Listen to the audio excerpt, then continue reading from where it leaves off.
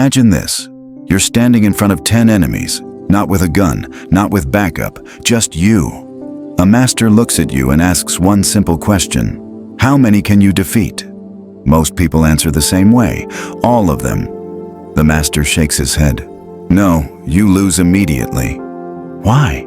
Because the moment your mind jumps to 10, you've already abandoned the only battle that matters, the one directly in front of you. This lesson was taught to warriors over 400 years ago. And today, it explains why so many people feel overwhelmed, distracted, anxious, and stuck. Because right now, you're fighting 10 battles at once, and you're losing every single one. Fear isn't your enemy. Fear is just energy without direction. Presence gives that energy a place to go. Chapter 1. The real battle. You wake up already tired. Your mind starts racing before your feet hit the floor. Bills, deadlines, relationships, health, purpose, fear of falling behind, fear of not being enough. You scroll, you worry, you plan, you replay the past. You imagine disasters that haven't happened. Your body is here, your mind is everywhere else. And that's the problem. Ancient warriors understood something modern society forgot. The greatest enemy is not outside you, it's the divided mind. They didn't train to fight harder, they trained to be present. Because presence wins battles before swords are drawn. Chapter 2. A warrior. Who thought too much in feudal Japan? Warriors weren't judged by confidence or ambition. They were judged by composure under pressure. A young student once trained for years. His technique was flawless. His strikes were fast. His form was perfect. But in combat drills, something always went wrong. His breath shortened, his muscles tightened, his timing collapsed. Why? Because his mind ran ahead of the moment. What if I fail? What if I get hit? What will they think? He wasn't weak. He was mentally fragmented. And fragmented minds don't survive. On battlefields or in life. Most people don't fail because they're weak. They fail because their attention is scattered. A mind pulled in 10 directions can't generate power. Only exhaustion. Strength begins the moment attention stops leaking. Chapter 3. The paradox of control. Here's the paradox every warrior had to solve. The more you try to control outcomes, the less control you actually have. The samurai didn't fight by planning 10 moves ahead. They fought by mastering this move, this breath, this step, this strike. They knew something modern neuroscience confirms today. Your brain performs worst when trapped in future fear or past regret. Peak performance happens in the present moment. Not thinking, not predicting, not panicking, just responding. You're not overwhelmed because life is hard. You're overwhelmed because you're mentally everywhere at once. 10 tabs open in your brain, none loading properly. Presence closes the extra tabs.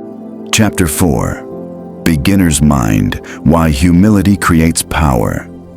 Zen monks called it beginner's mind. Not ignorance, not weakness, but openness. When a beginner picks up a sword, their mind is empty. No reputation to protect, no future fantasy, no fear of failure. Just awareness.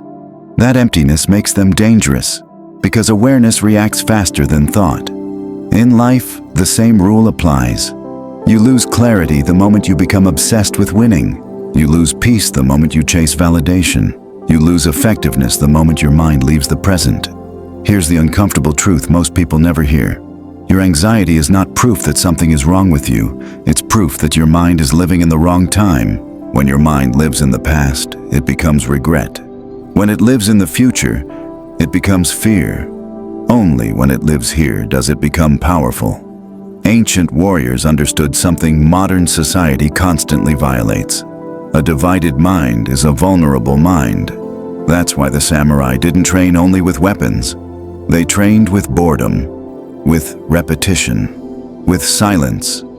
They swept floors not because floors mattered, but because attention did. They knew that if you can't control your mind while sweeping a floor, you won't control it when a blade is flying toward your neck. Now look at modern life. We wake up to notifications. We eat while scrolling. We talk while thinking about something else. We rest while feeling guilty. We are never fully anywhere. And then we wonder why we feel exhausted without doing anything difficult.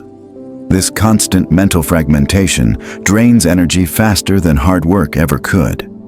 Presence restores that energy. This is why people describe calm individuals as powerful, even when they say very little. You feel it. They're not rushing, they're not reactive, they're not desperate to be heard, they're grounded.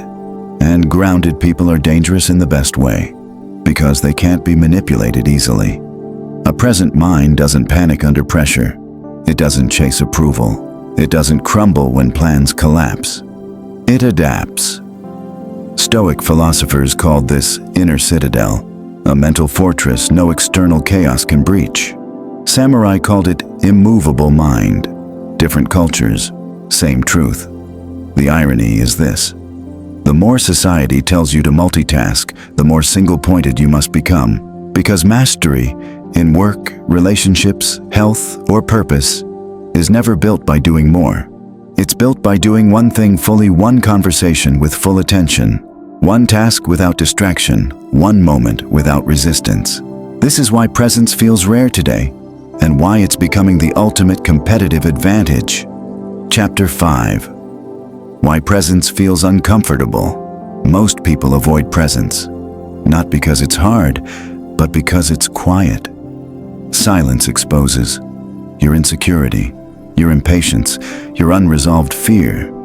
Distraction hides them. Presence forces you to face them. That's why phones, noise, entertainment, and busyness feel addictive. They keep you from sitting with yourself. But warriors train to do the opposite.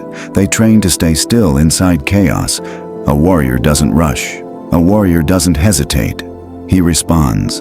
And response only exists when the mind is fully here. Chapter 6. The science behind the samurai. Modern psychology backs this completely. When you live in constant mental noise, your brain's default mode network dominates. That's the part responsible for anxiety, overthinking, rumination, fear of judgment. Ego wants control. Presence wants clarity. Ego asks, "How do I look?" Presence asks, "What is actually happening right now?" When you practice presence, even briefly, activity shifts to the prefrontal cortex.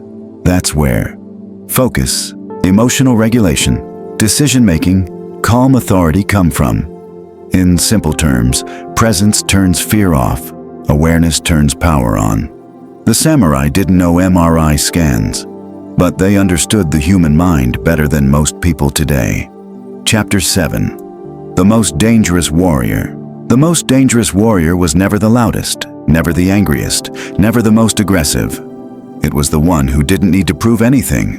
No ego, no tension, no rush, just grounded stillness.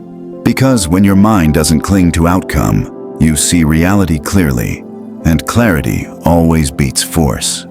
Chapter 8. How this applies to your life. You don't need a sword. Your battles look different. Difficult conversations, career pressure, financial stress, relationship conflict, self-doubt, and you fight them the same wrong way. Overthinking, overreacting, trying to control everything. Stoicism teaches the same rule the samurai lived by. Focus only on what is within your control. Release everything else. What's always within your control? Your attention, your response, your presence.